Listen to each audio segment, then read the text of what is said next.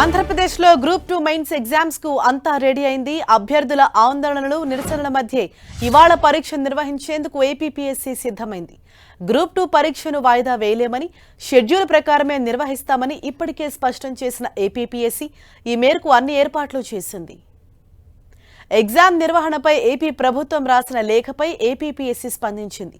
పరీక్షను వాయిదా వేయలేమని స్పష్టం చేసింది. ఏపీలో గ్రూప్ 2 మెయిన్స్ ఎగ్జామ్ నిర్వహణపై గందరగోళం తలెత్తిన క్రమంలో సీఎం చంద్రబాబు ఏపీపీఎస్సీకి లేఖ రాశారు. లేఖపై స్పందించిన ఏపీపీఎస్సీ ఎగ్జామ్ను వాయిదా వేయటం లేదని తేల్చి చెప్పింది. ఇవాళ గ్రూప్ 2 పరీక్షకు షెడ్యూల్ ఫిక్స్ అవ్వగా కొంతమంది అభ్యర్థుల విజ్ఞప్తి మేరకు వాయిదా వేయాలని రాష్ట్ర ప్రభుత్వం ఏపీపీఎస్సీ సెక్రటరీకి లేఖ రాసింది. రోస్టర్ తప్పులు సరిచేయకుండా పరీక్ష నిర్వహించడంపై అభ్యర్థుల నుంచి అభ్యంతరాలు పరిగణలోకి తీసుకోవాలని కోరింది. అయితే రాష్ట్ర ప్రభుత్వ విజ్ఞప్తిని ఏపీపీఎస్సీ తిరస్కరించింది. గ్రూప్ 2 మెయిన్స్ ఎగ్జామ్స్ ఇవాళ యథాతథంగా జరుగుతాయని ప్రకటించింది. రోస్టర్ అంశంపై ప్రస్తుతం కోర్టులో విచారణ సాగుతోంది.